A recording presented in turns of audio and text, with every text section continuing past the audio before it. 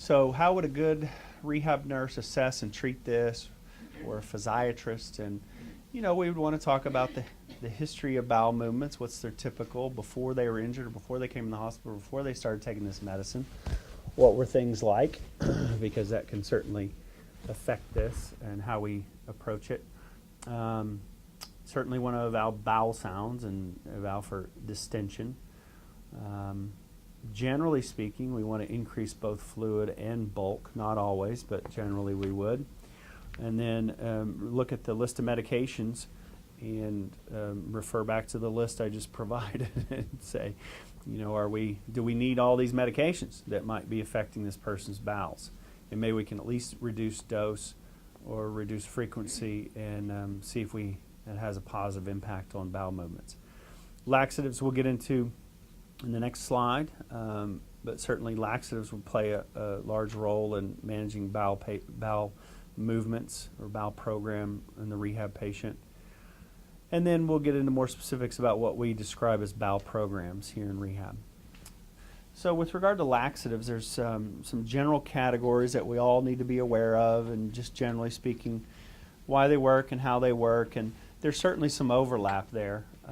Just generally in the American population, greater than 25% of 70-year-olds use laxatives chronically and frequently. And so as we age, this tends to go up, as you can imagine. And a lot of there's a lot of complicated physiology that nobody fully understands. But just change in activity level may play the biggest role. Certainly chronic disease plays a big role as we age and causes bowel changes, and then medications.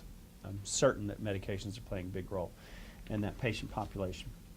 So the categories of laxatives, bulk laxatives we all are familiar with, fiber, and if we're eating a reasonably healthy diet, either at home or here in the hospital, we should be getting plenty of fiber. So usually we don't need to add fiber.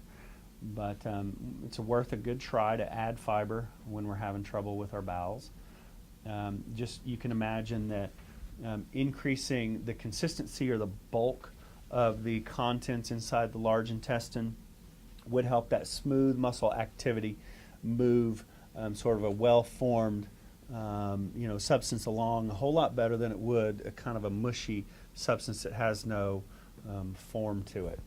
And so, and especially if we have relatively weakened peristalsis, the more bulk, the more form and substance you have to the stool or waste material, makes sense that it would move it along a whole lot better. But fiber is certainly not the end-all, be-all treatment to certainly chronic constipation.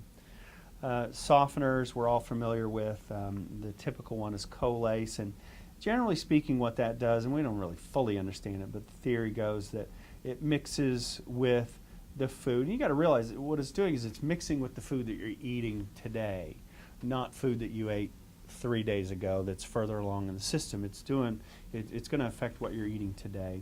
Mix with that, not be absorbed, and effectively lubricate the stool with some oils in the medication. It also has a bit of a stimulant or irritant effect, but generally speaking, it's a softener. Osmotic laxatives are probably my favorite category. Miralax. Lactulose is a predominantly osmotic drug, although it has some stimulant or irritant effects too that help increase peristalsis. Milk of magnesia is also predominantly an osmotic laxative that has some irritant or stimulant effects, but and these osmotic drugs soften the stool largely by pulling fluid across an osmotic gradient. These drugs are not absorbed into our bloodstream, and so they require fluid to be pulled into the gut lumen, therefore adding fluid to the mix of waste contents and not allowing the colon, despite its best efforts, to dry out or harden the stool if you have enough of the drug there. And then stimulant or irritant laxatives are also very commonly used. Sen is probably the most common. Bisacodyl and I don't think we use castor oil much anymore. I know we don't here, but I don't know that anybody does. So what I want to reiterate, if I haven't mentioned already, is hydration is a key component to all of this. You know, again, if you have a chronically constipated or really impacted patient, you can hydrate them all day long and it's not gonna fix it. But certainly that needs to be part of the assessment and the consideration if this patient has been dehydrated for several days. You know, their stool just by nature, or their colon by nature, is going to want to pull any resource of fluid that it has available to it. And so it'll pull more fluid from the gut and colon to try to get to the larger system. And so hydration is a key. So a term we're mostly all familiar with is neurogenic bowel, and is a very common situation in the rehab patient. The most common cause of neurogenic bowel would be spinal cord injury, and it doesn't have to be a complete traumatic, bullet, knife, or motorcycle wreck type injury. It could be stenosis resulting, or surgery, or tumor resulting in spinal cord compression, enough so that it causes a neurogenic bowel. A stroke is another big source of neurogenic bowel, MS, or just any other general widespread severe neuropathy. So what is neurogenic bowel? And this is a reasonable definition that I found, and that is the inability to sense or acknowledge a full rectum is something that results in a neurogenic bowel because we don't have normal nerve function. And so these people commonly will develop constipation. The rectum becomes distended, unable to contract because of the weak, nervous innervation, results in hardened stools, and we're unable to have this bowel movement. And then the other component with many of these patients with neurogenic bowel are that they're unable to perform an effective abdominal wall contraction or Valsalva maneuver because they're just weak and deconditioned, or they literally have denervation of those muscles and they cannot effectively contract. Or, maybe it's just as simple as they have aphasia and they don't understand what's going on, or they're confused, they don't understand what's going on, and they can't understand what you're asking them to do. So the two big categories of neurogenic bowel are upper motor neuron, otherwise known as reflexic bowel, and these would typically be lesions, at least relative to the spine, above T12. And this would be a patient that would be capable of emptying, but without really cortical or brain awareness. If the cord is intact below the level of the injury, in the case of a spinal cord injury, generally you will have good rectal sphincter tone. That is, if you don't have some other comorbidity that's causing low sphincter tone. And generally speaking, with a good bowel program, you can maintain continence. Lower motor neuron or areflexic bowel below T12 spinal cord injury, these are relatively uncommon, results in a flaccid or areflexic and atonal sphincter and colon. And there is certainly damage to the reflex arc, and so as you guys have all seen, this may result in oozing of stool. Just with every movement or every bit of activity or cough or sneeze, we get oozing of stool. And so the treatment of that is different than it would be for an upper motor neuron neurogenic bowel. So how do we treat? Generally speaking, the goal of a reflexic bowel is to have a soft but well-formed stool that can be easily passed with minimal rectal stimulation. Bowel care routine usually starts with a stimulant and or digital stimulation. And then the goal of an areflexic bowel is, again, slightly different in that you want their stool to be relatively firm because you don't want it oozing out with every bit of activity. You want just the relative solidity of the waste material to maintain continence if possible.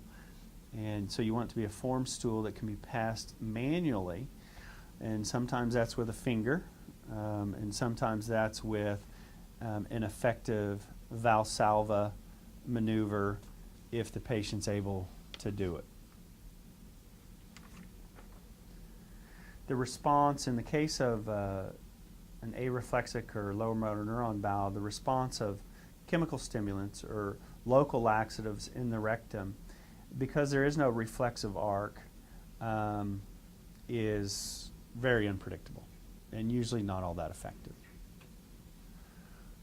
But again, that would be for a classic kind of complete lower motor neuron injured patient. And as we all know, they may present that on day one, but 2 or 3 weeks into their rehab stay, they may be moving their legs and getting some, rectal tone back and some rectal sensation, and things are evolving, and maybe a typical bowel program would work on that patient. But at first, with a classic lower motor neuron patient, that's how you would want to treat them. So you guys are all familiar with this. I'll be brief. Generally speaking, with a typical bowel program, we want them upright. That's key.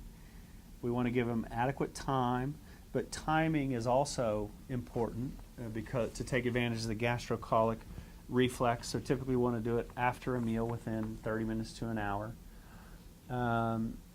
Usually would want to use laxatives, and this was a protocol here that I liked for rectal stim.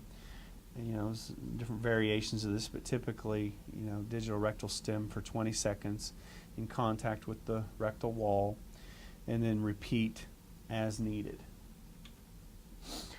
This is, and I'm about to wrap it up here, but this is a bit of anatomy that I wasn't familiar with until recently, and I was glad to see that this was recorded in some rehab nursing literature that Kelly provided me.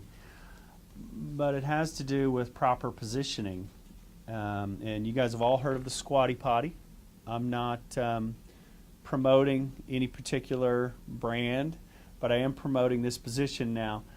I don't know that we can adopt the squatty potty position or elevated feet of our patients here because it might be dangerous and risky. It certainly would be in most patients, but I want to just make sure you guys are aware of this because I am a big believer in this.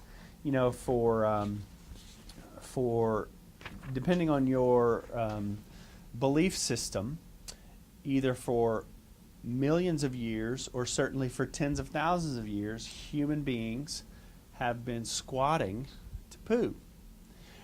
And it was only until the modern revolution 200, 300, 400, 500 years ago that we developed toilets and sat on this flattened surface to poo.